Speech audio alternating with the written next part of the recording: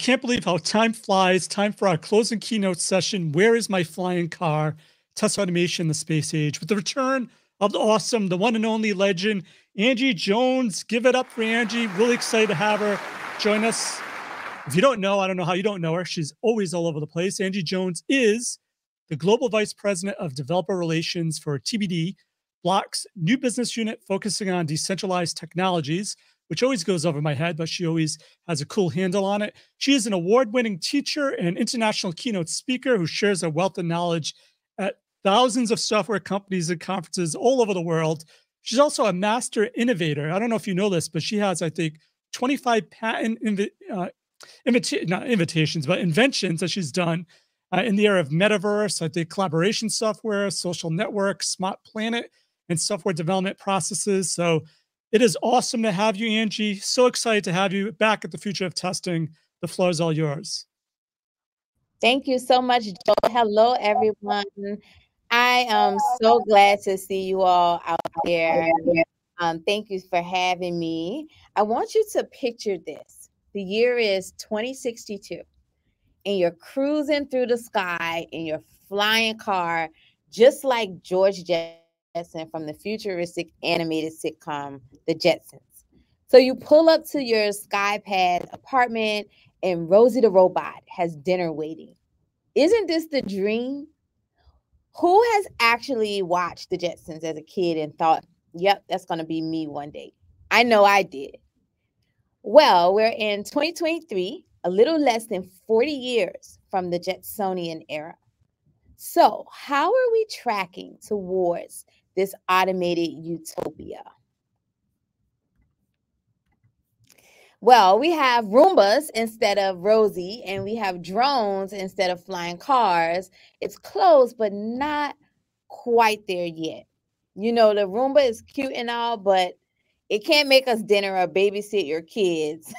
So not there yet, but don't be so hard on yourselves. We still have a bit of time to catch up to the Jetsons automated world. And fortunately, AI is here to help us get there.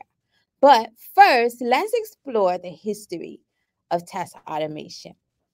So test automation has been around for more than 40 years. In the 70s, we saw the first articles written about automating tests. And even back then, y'all, it was pitched as the end of manual testing. And yet we see that this has still not come to pass. In the 80s, we saw the prevalence of GUI-based automation and tools that were needed for that. And this introduced like the first generation of the GUI automated tools, which included things like Auto Tester, Quick Test, which was Mercury's tool. They later named that QTP. Robot J, this was renamed to Rational Functional Tester by IBM. I'm sure Joe remembers some of these tools. I remember first starting in the industry and we used Rational Functional Tester, and I remember how hard it was to keep up with our tests and to keep them running, right? The tool would store the web elements based on their XY coordinates. And as you can imagine, when the app changed, we had to change the test as well, right? So there's quite a bit of time that went into like updating coordinates of web elements within tests and stuff like that. So as you can imagine, this did not scale well. And this is when test automation first started getting like a bad rep as being flaky. Now in 2004, Jason Huggins created Selenium as a cure to Mercury. And there were some interesting challenges with Selenium, mainly around its interaction with the browser. So others started pitching in to evolve the product, including Simon Stewart, who you heard from today, with the implementation of Selenium WebDriver in 2006. And this is the Selenium product that we see used today. Of course, it's been updated, but that implementation is still around today. And as the adoption of WebDriver increased, we also started seeing the test automation industry mature. So lots of new tools were created, many as wrappers or implementations of WebDriver. And in 2011, the first Selenium conference was held. So now we had conferences specifically focused on test automation. So practitioners were now able to share their ideas outside of the four walls that they worked in. And then social media also became prevalent around this time, with the creation of like Facebook and Twitter and LinkedIn. So this was another way to share information with other engineers in different countries even.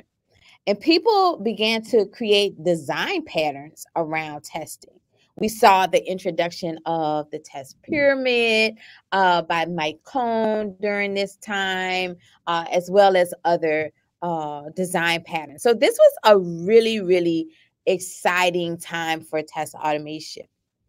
Around this time, we also saw more and more teams gravitate towards Agile as a development methodology.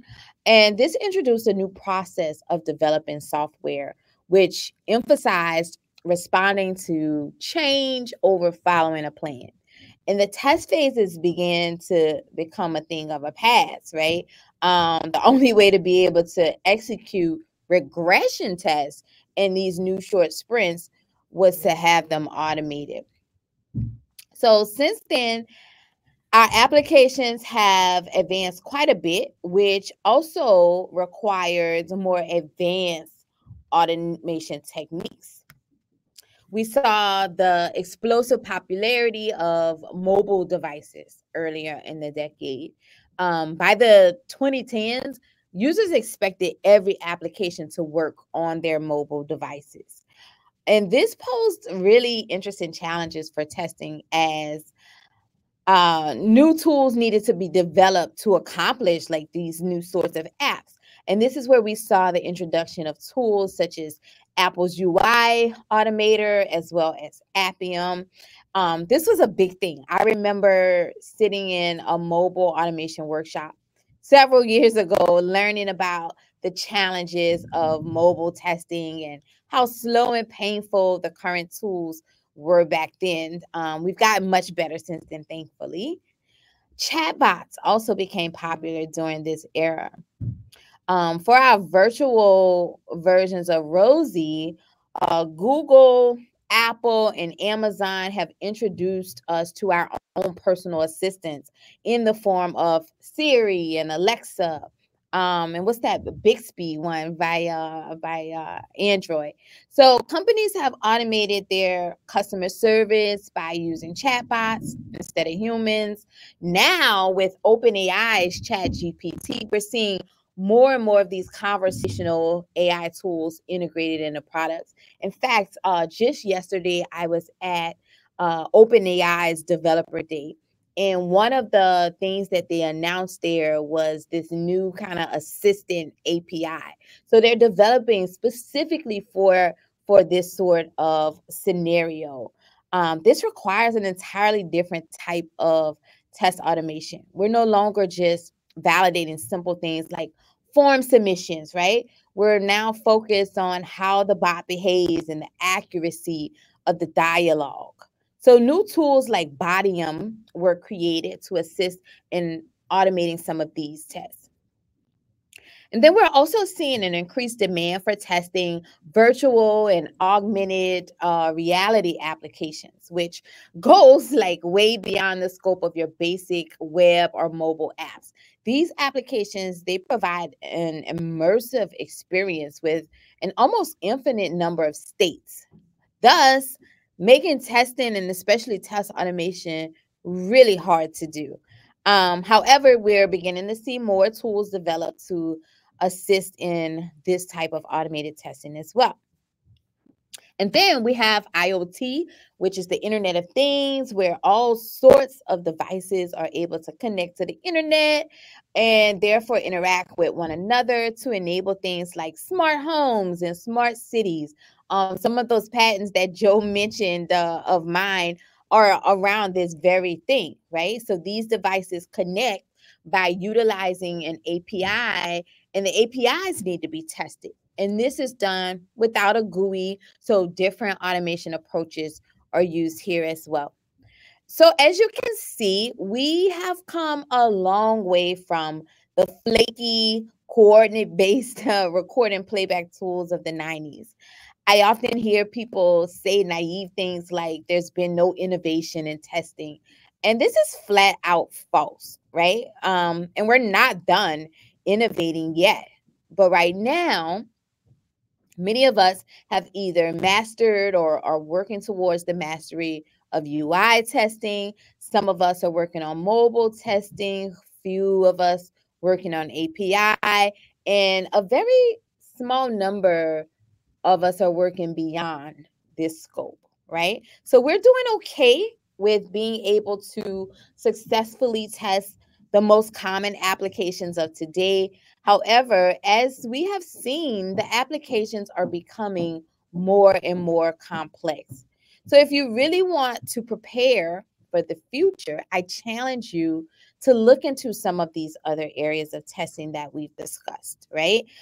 These types of applications, they already exist. They're not futuristic. They're here now.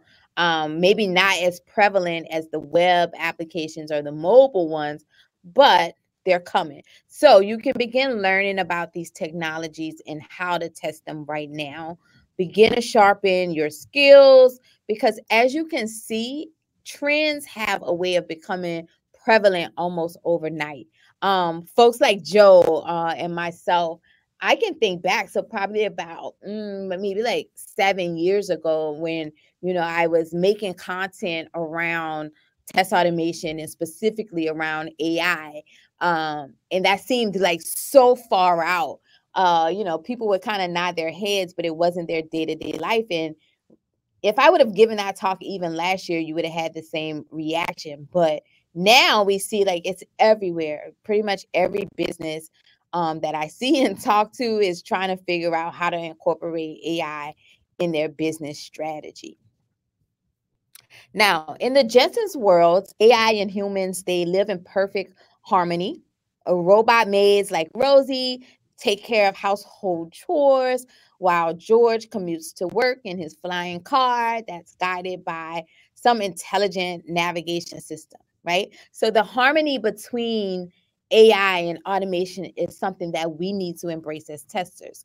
At that Open AI event yesterday, it was packed with developers who were so excited. I haven't seen like this much excitement in quite a while, but they were so excited about the AI. They embraced it. They weren't fearful or running from it. They were thinking, how can I utilize this to help me do a better job, right? So AI can perform repetitive tasks quickly, while human testers, we're going to bring that intuition. We're going to bring those exploratory skills to the table. And let's be honest with ourselves, right? Advancements in AI algorithms have allowed for faster test creation and execution. You now have tools like ChatGPT, which can come up with a pretty good list of ideas for testable scenarios. That, along with GitHub Copilot, do a really solid job of writing the test code with the language in the automation tool of your choice. And then you have Applitools Execution Cloud to execute these tests across all your browsers and your devices and your viewports at lightning speed with resilient, self-healing abilities that can identify changes in your application and adjust accordingly. Y'all, come on. This is our Jetsonian dream, right? But I'm sure you're thinking, well, Angie, my goodness, what's left for me to do? Well, many automation engineers are concerned about the future of testing in light of AI, and they want to know what can they focus on to stay relevant and effective? What skills should they sharpen?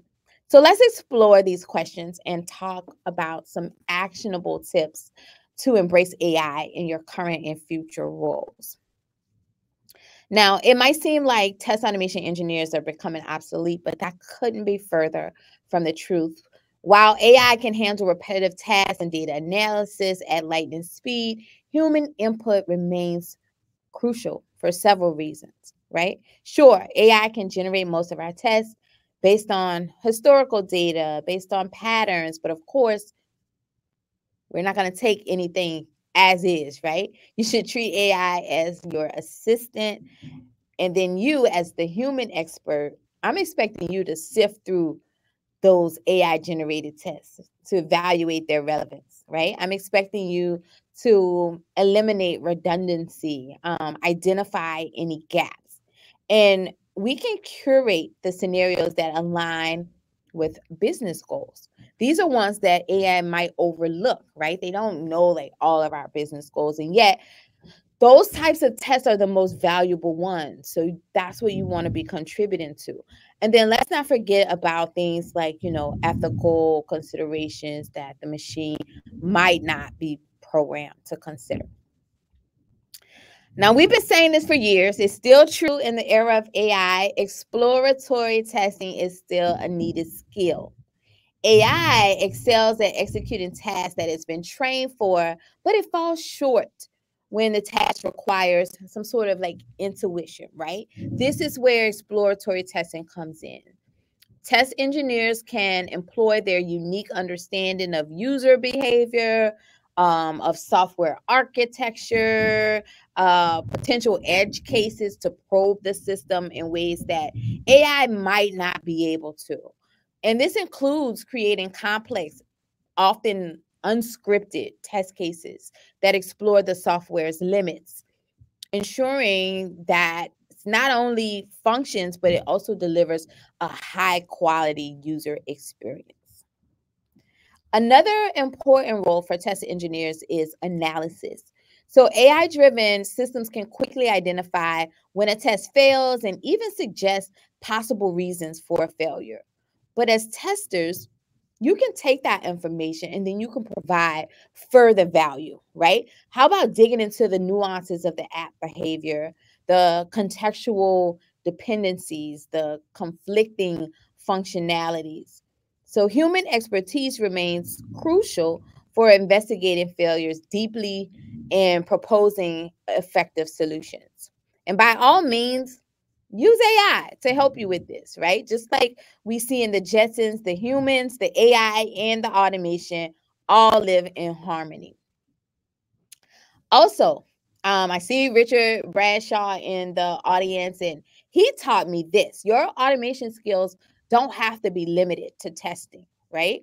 I want us to look at a couple of examples where you can use your automation skills to contribute to the innovation of products. So there was a wonderful example in Forbes. Imagine you get into a minor car accident. It's very stressful, right? Emotions are running high. And in such a state, you may not recall like all the steps that you're supposed to take. Wouldn't it be awesome if your insurance company had like this automated end-to-end scenario, right? Let's say like after detecting the impact, the insurance provider's mobile app sent a notification to the user asking if they've been involved in a crash and if they're okay. After confirming, the users then presented with options to call the police or ambulance and also start a claim if they're in a condition to do so, right? So within the app, the user can also upload photos of the accident into the details about the other driver. This experience is leaps and bounds over competing insurance companies, and experiences like this are what can give your company the edge. So look for such opportunities within your products. Suggesting these innovative ideas will improve the product and move it forward to more of a Jetsonian era. Also, insert yourself in the strategic meetings and ask questions about why things are done the way that they are. What else can we automate? That's a question like I'm always kind of asking. That doesn't mean go automate everything, but what can be automated? So there was a bank that wanted to develop a 5-minute loan process, and they had a bunch of folks from various departments in a room, and someone asked, how come checking consumer applications against the government database takes 2 days? And then after inquiring about this and digging deeper, they realized there's actually an API that they can call and get the clearance almost instantly.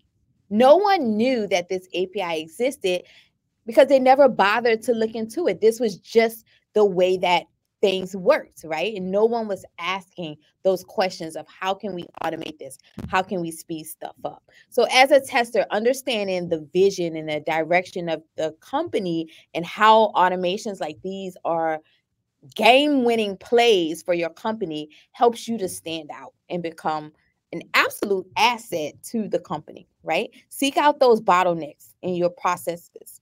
Consider ways that technology like AI and automation can help reduce them. Now, for some strange reason, whenever I see teams automate their processes, the humans seem to think that the systems are smarter than they are, especially when AI is involved. So not long ago, a married couple applied for Apple's credit card, and they both were approved, but the husband was granted a limit 20 times greater than the one his wife was granted. So I already know you're thinking, well, maybe the husband has better credit or higher income or some other reasonable factor. But no, the couple files their taxes jointly. So on paper, their income is one and the same. So when they called the customer service reps, they were told that there was absolutely no discrimination because the algorithm, right? This was AI generated. It has to be correct. And the Apple reps urged the couple to check their individual credit scores as they pretty much shamed the wife and insinuated that surely her credit must be bad. So the couple paid to get their credit scores. And guess what, y'all? The wife's credit score was actually higher than her husband's credit score. So, of course, they call Apple again. They're like, hey, look, we're sure that you all aren't intentionally discriminating, but your algorithm is sexist, right? So given the factors that are considered for determining a credit limit, if anything, the woman should have been given a slightly higher limit than the man, right? And it absolutely makes zero sense whatsoever for her to be given 1/20th of his credit limit. So the Apple reps nor their supervisors could wrap their minds around how this technology, which is AI driven, could possibly be wrong. Eventually, the Apple employees got tired of arguing. They just upgraded the woman to VIP status to match her husband's credit limit. Now, we can't reverence these automated systems as like end all be all. Shocking to hopefully no one, software is known to be buggy. There could be flaws in our automated processes, and yes, even bias, right? So make sure to use your human judgment when necessary. Challenge your colleagues to do the same thing. Also, when automating your processes, make the rationale behind each decision in the process as transparent as possible. So when humans need to intervene, they can do so confidently. All right. So given the current state of the industry, you may be wondering, what does the future of test automation look like? Well, I created this little animated sitcom of my own called The Future Tester 2050. The script was written by my dear friends and AI and testing icon, Jason Arburn. Can we play the video, Patrice?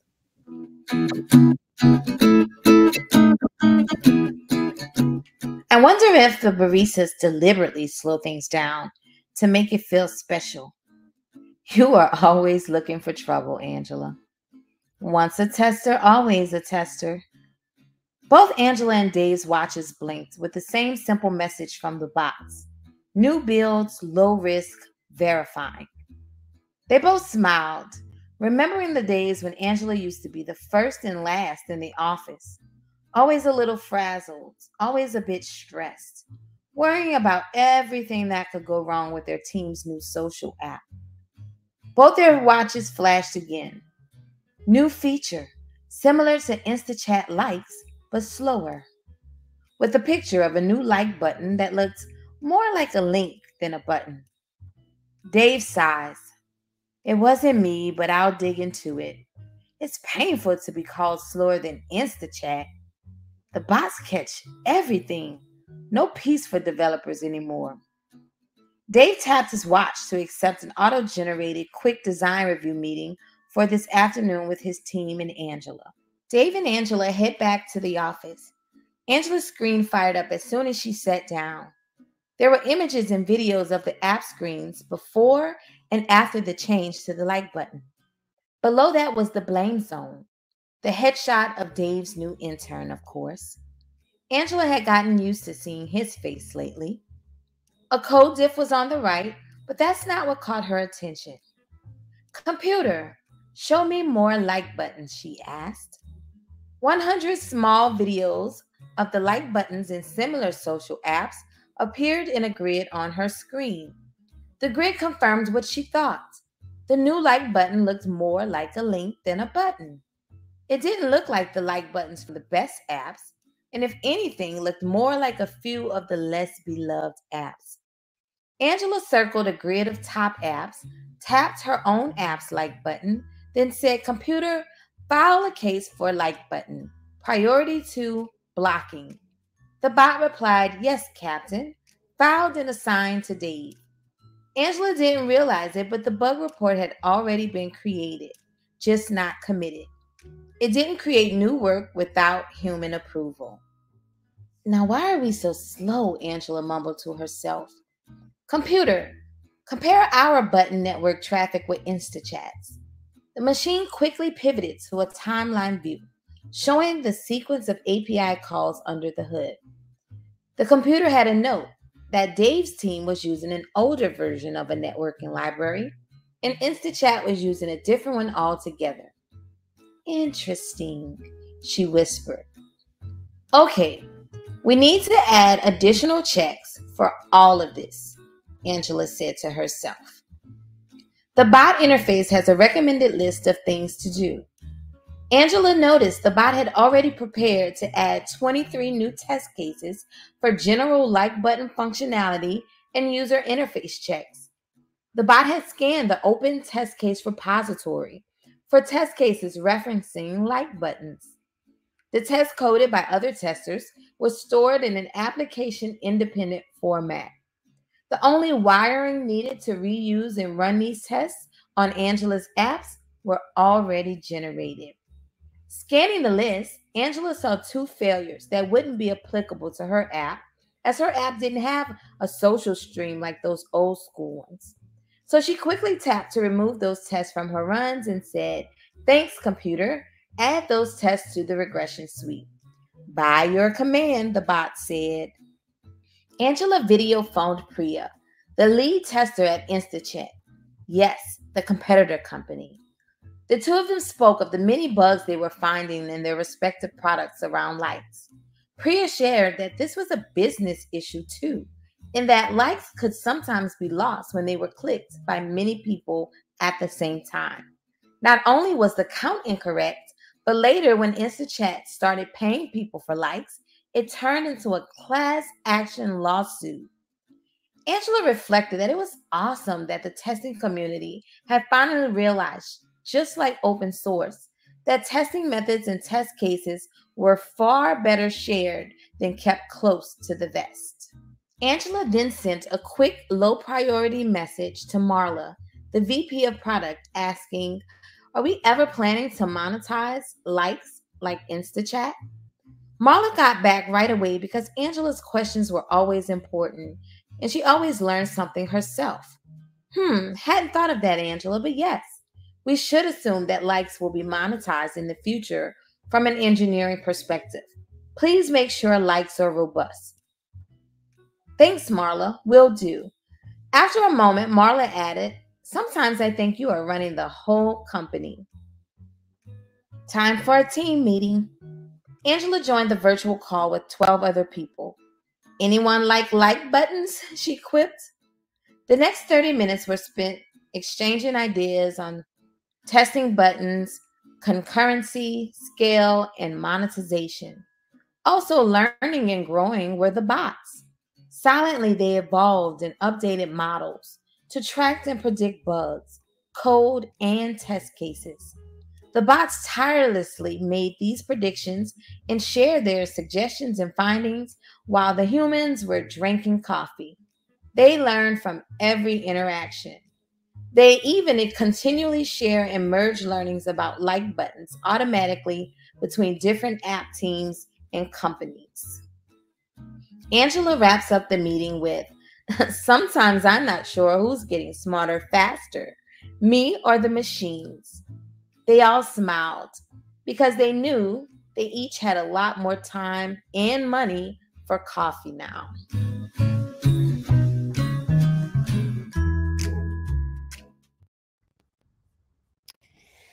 So there you have it. We're making great strides in testing. And as you can see, there's much more in store for us. Don't fear these technologies, embrace them. We don't have our flying cars just yet, but when they get here, make sure you're ready to test them. Thanks so much.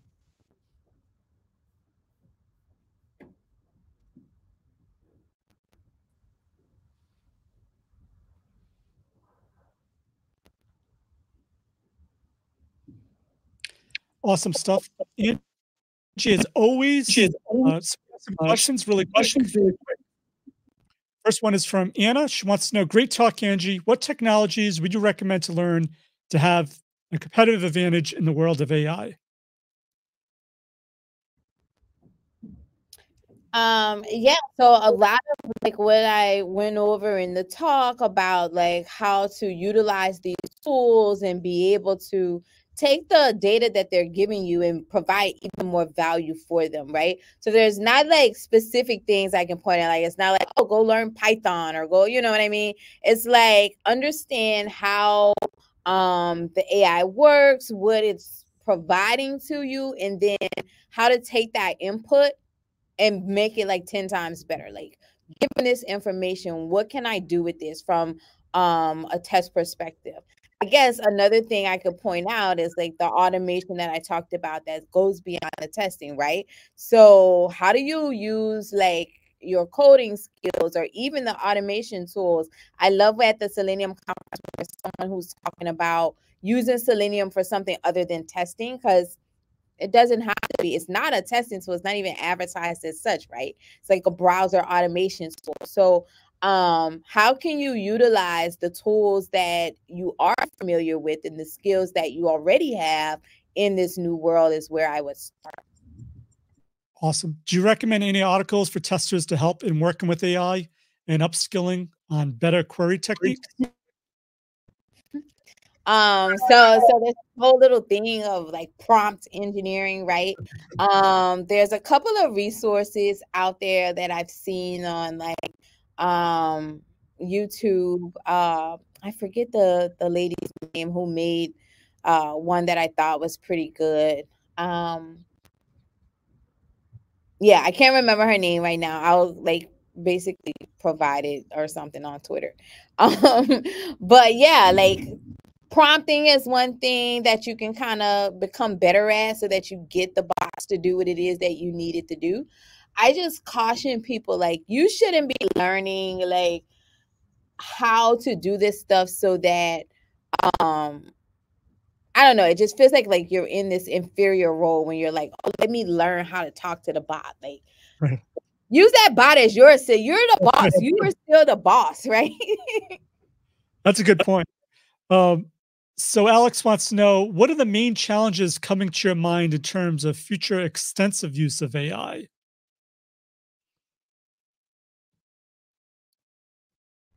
I don't know. I'm trying to think of it like in general terms as well as like testing or development terms. I think like basically one was just what we just talked about, like how to utilize it effectively, how to communicate with it, how to like train it so that it like understands your context and stuff like that. So that's something like we've been doing, and even something that I saw at the Open AI Dev Day yesterday with custom chat GPT models that basically you can, you know, train for your own data and stuff like that. So that's an interesting challenge that I'm gonna take on myself and in my current role is like I want an assistant. I want to build an assistant that helps users use my product better, right?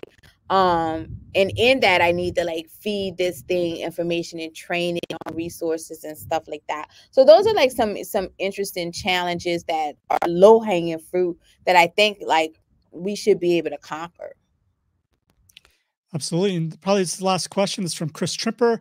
You talked about shifting through. Can we lean on the Angie brain to what you would consider when evaluating bots and solutions AI offers? Yeah. I actually have a talk. If you look on YouTube, what's that talk called? Now I'm going blank. But it's basically a talk around like testing AI. And I talk about an experience that I had. If anybody has the link, y'all go ahead Is it and the reality of testing in an artificial world? yeah, the reality of testing. That was a good title. Oh, All right, yeah, the reality of testing in an artificial world. And that was 10 years ago, like you mentioned. This is before Yeah, anyone. you know what I'm talking about, Joe? You know what I'm talking about?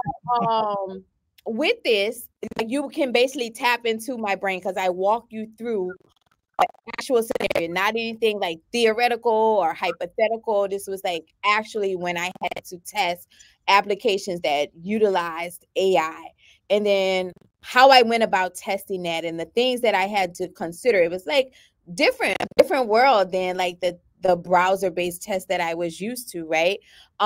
So things like that where it's like there's no exact like answer, right? So like with UI or even API testing, we do some action and we expect some certain result. This is not necessarily the case with AI. You don't know what they're gonna say. You know. So knowing like the range of correctness, things like that, or like how to probe it, how to try to trip it up, how to like look for things that they may be misinterpreting or misunderstanding, and stuff like that. Awesome. Awesome. So I think we're going to wrap it up, Angie. Thank you so much. We really appreciate you. Miss you as always. Always love your stuff. So thank you so much for your awesomeness as always, Angie. The chat's going crazy. They all love each other. We'll be bringing Dave on. And let's wrap this up. Future of testing AI. I'm really excited. Thank you, everyone, for all your interactions today, for making it as interactive as possible. Really appreciate all your questions, all your chats. It really does help make the day really fun and really engaging for everybody. Dave, welcome back. Good to be back. Sorry, camera troubles. You get me zoomed in. Awesome. So yeah, great sessions today. I think I loved every single one of them. I learned something myself, which I always love. It's a benefit of hosting. I get to learn as well. Any final words, Dave, or parting words of wisdom for the future of testers here? I mean, I think we all just drank from the fire hose. So I think we need a minute to process, digest. And for those that couldn't attend all the way or who are watching it on demand after the fact, like, you know, give us a shout. Tell us what you liked, what you didn't like. Hit us up on all the socials and let us know. And let's do this again sometime. What do you think, Joe?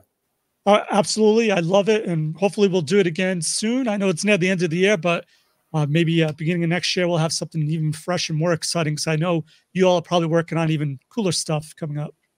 Absolutely. So until then, thanks, everybody.